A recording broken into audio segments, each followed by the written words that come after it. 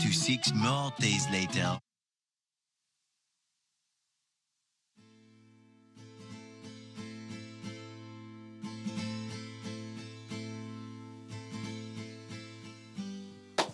How's it going? I've been trying to shoot this video since, last week, but as you can see, Ontario, Canada has just been in a mess. The whole snow thing, it's been cold, and just going to the groceries, which was kind of a walk, was about 1.5 miles, 2 miles. I struggled, and that was with my hands in my winter jacket with gloves. I would have really loved to do it outside. That was the original dream, to kind of get the depth and just use the space. It would have just been nice with that on-control light, which would be more, and it would just give the phones a better chance to really see what happens when you're outdoors. But hopefully we can find some other time to do that. Spring will come, summer will come, or even before spring is officially here, once the temperatures, increase a bit and the winds reduce. Yeah, we can soldier it and go out. To put it in perspective, there's a video, just in case you didn't see that. That's the first video I did. The pin is here. You can watch that if you want, and then you can come back to this video. So this is officially the part 2 of that. We're now looking at the best cameras of the phone, which are the rear, and then we'll discuss some audio accessories that we could use to kind of improve our audio, including some tripod things. So let's kick it off. If you're new to this channel, my name is Halloway. I'm a songwriter, composer, and a filmmaker. And this channel is really about helping people to be creative with what they have and not be bogged down about what they don't. Subscribe, share if this is something you like, and let's do it. First test is the iPhone 11, and let's see how that looks. So iPhone 11, 3, 2, 1.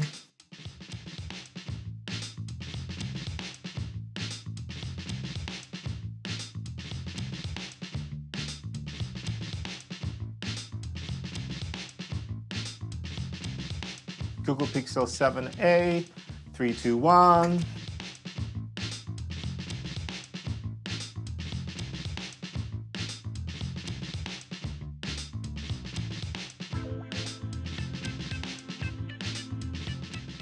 And now for the Sony Xperia Pro I, 3, 2, 1.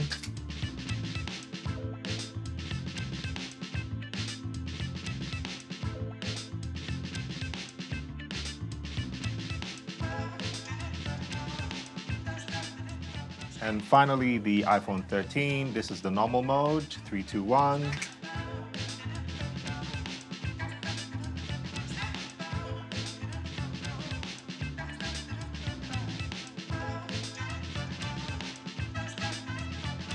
And now for the iPhone 13 Pro Max in cinematic mode, 3, 2, 1.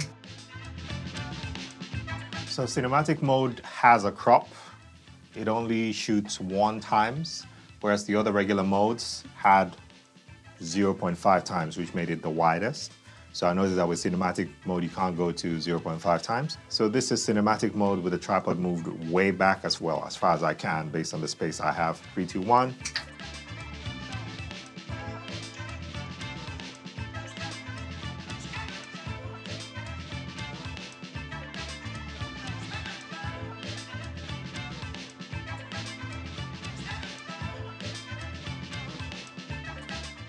Conclusions on the phones.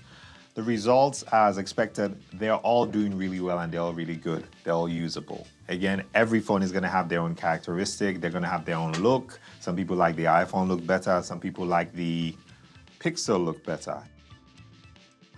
Now, one of the caveats of shooting with the rear cameras, which are the best cameras, is that you can't really see yourself while framing. You have to kind of gauge it, look at the frame, and then come and sit in it or stand in it. However, there are some fixes to this. I've seen a few solutions where you can get a rear-facing monitor that would fit magnetically. There have been a couple that have been done, but one of the ones that are really raving at the moment is the Shimball CP5, which basically transmit by Bluetooth. You can literally remove the monitor and even move back, which is cool. So you can have the monitor, take a step back, frame yourself, and that just gives more opportunities for cinematic and creative shots. Stabilization or stabilization. I wouldn't worry too much about stabilization. As long as you walk kind of consciously a little bit, you should be okay. Camera stabilizations are really good. But if you really want to push the envelope and kind of add that extra level of stabilization, you can get something like a gimbal, something like the Insta360 Flow.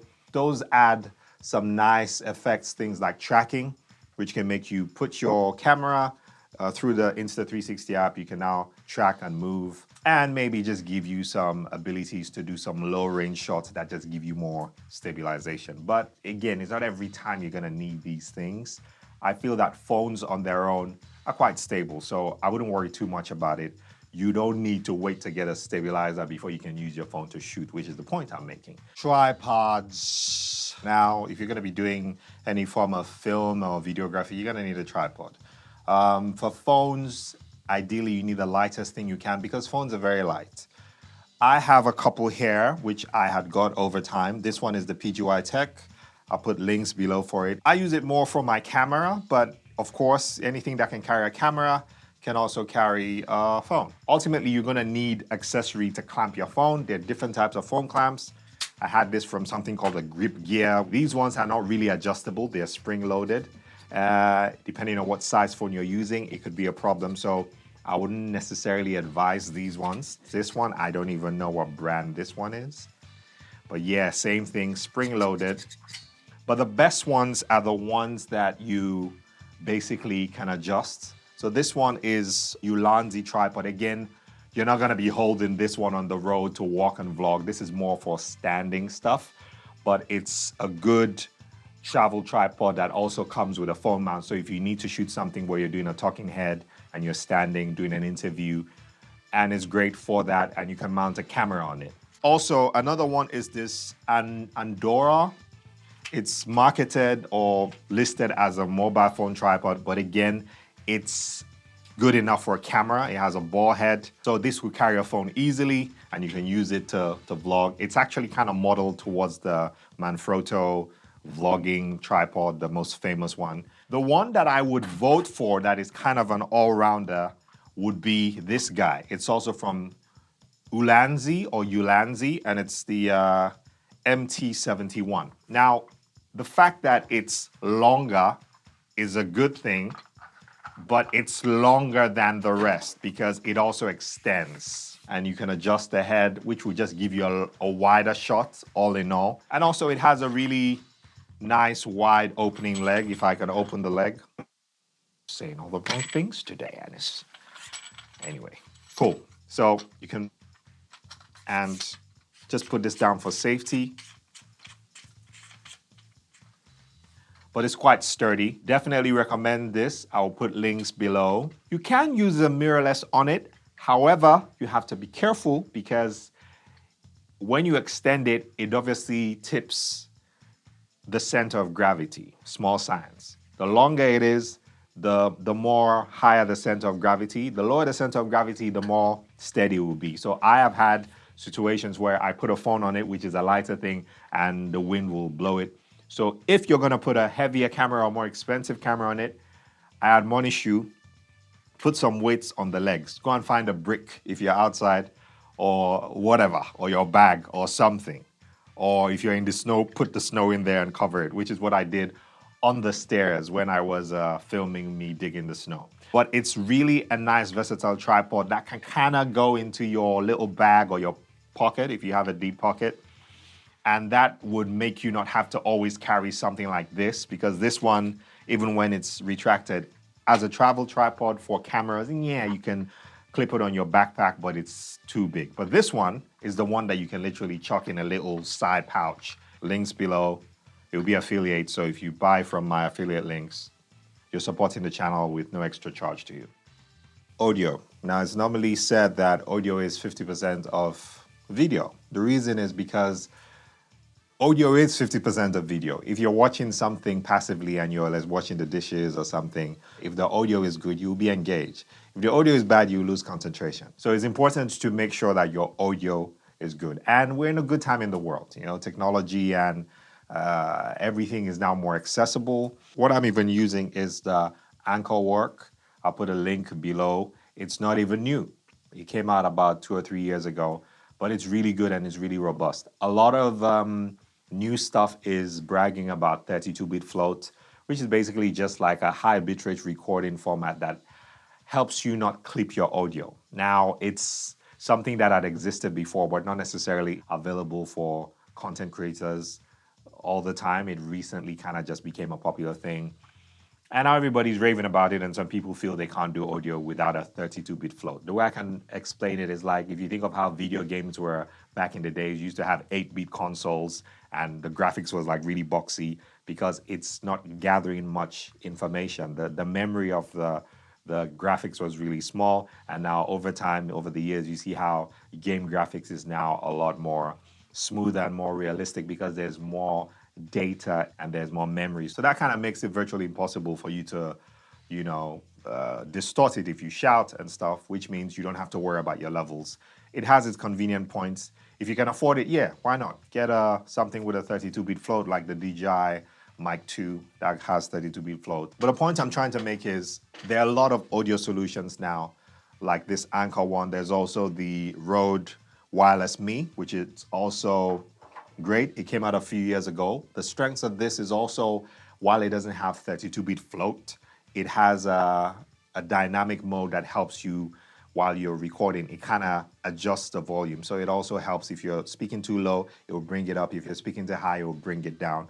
And it works really well. I've used that in a couple of videos. All of them actually come with like a USB Type-C for Androids, or even like the iPhones, the later ones, or they come with a lightning cable for like the older iPhones, like the 13 Pro Max that I'm using. So this is your transmitter, short form TX, and then the receiver, which is the RX, is what your phone or your camera gets. In my dyslexic brain, I would have thought that the mic is receiving my voice and then it transmits it into the camera. But I have to accept what the international standard is. We're going to be transmitting and receiving, not receiving my voice to transmit. I know. We'll demonstrate that now on the phone so you can see it. You can also add like a lavalier mic. I have this mic here, which is the DJI lavalier mic, the high quality ones that you get, which have been proven to be really good. To demonstrate, this one has a 3.5 millimeter jack, and it has the TRRS that goes into here. We can do that now. And you should be hearing my voice now coming through this. So obviously this one has like the clip on, so you can clip it on your thing. It has a wind muff, which helps the plosives and also wind if you're outside. They're slightly more pricier, but you can get really cheap lavs now that really work. I even bought one about a couple of years back when I was in New York called the Power DYs. It's obviously like a low budget one. I probably bought it for like 25 bucks at the time, but I think I've seen updates of it where they put in like a magnetic mount to make you change it. Let's see. 1, 2 testing. So this is the cheapo Power DYs one that I bought a couple of years ago. I'm sure they've done a couple of updates to it, but yeah, so this is like as cheap as they come. Most people are worried about them because sometimes, depending on where you are in the scenario, they can have a bit of interference noises. So that's something you need to look out for. But even some expensive things get interference. I've had my Rode interfering with my Zoom recorder. So you just have to be aware because not all of them have RF shielding. Yeah. Also, another one is this Andorra. Hey, speaking of interference, Future Ryan is here, guys. I noticed some weird interference happening while I'm editing. This is weird because this has never happened. It can't be the mic because I've been using this mic for years and it's been excellent. Probably it's just the whole atmosphere with the dampness now that the snows have started to melt. So I just thought I'll say that, and I'm going to do my best to do some post-treatment, But if you hear any crackle anywhere, that means I wasn't able to save some of those parts. But hopefully it's not so distracting that it will take us away from the depth of what this video is. Thank you. Peace. This one is kind of the naked capsule. Again, it has a little clip that you clip. What I'm doing now is awkward. Normally when you're using a lav microphone, you would take this guy off and hide it. That's the whole point. For demonstration purposes, I just wanted to show that this is a cheap one. It's prone to plosives if you put it really close. So it normally comes with a little wind muff thing. So you can put that on there. Let's just put that on there, see how it sounds. This is with the wind muff. This is without the wind muff. there is a difference. Yeah, so if you're out, put the wind muff on. If you're not out, you can maybe manage it. This is weird too. Normally you don't hold your lavalier mic like this, except you need to because you don't have somewhere to clip it. But in general, you just put it somewhere here and you can still get a decent audio. If you still have a phone that uses a jack, like my Sony actually does, then you need to make sure that you have an adapter or one that has a TRRRS, which is tip 3 rings. So the point I'm trying to make is the possibilities are endless for audio. You just need to get something, invest in something, and start with it. You don't need to get the most expensive thing or something with 32-bit float. For under $100, you should be able to get a basic wireless microphone to start your creativity. So let's do a demonstration to see how your phone internal microphone sounds compared to how if you use like a wireless microphone, if it's any better. Sample test, audio coming straight from the iPhone 11. I'm about 4 feet away from the phone. And obviously that is a general distance when you're thinking of doing like a setup to get this kind of framing. And obviously we're just hearing the ambient sound because the distance 4 feet, while not long or far, is still a lot. If I was to come really close, and I know this is wrong for the frame and it looks ugly, but obviously it's gonna sound clear because I'm more direct, but it doesn't make sense being this close. If you want to be in your ideal 4-foot position to get the frame that we're having, it's gonna sound ambient because it's picking off all the bounced audio. So this is how it sounds straight from the phone. And this is how it sounds with the Rode Wireless Me connected to it. If you use a microphone, you're gonna get a higher quality audio, and that just makes people connect better and are more engaged with your content. Anyway, it's been a great one. So, conclusions, you can do this. Go out there and be creative. Your phone works. It doesn't matter what year it is per se. Again, iPhone 11 just showed you that it has a decent enough footage for your content. And that's what we've been trying to prove. And with audio solutions, you can virtually get any regular lav, it should work. There's only so much theory you can absorb.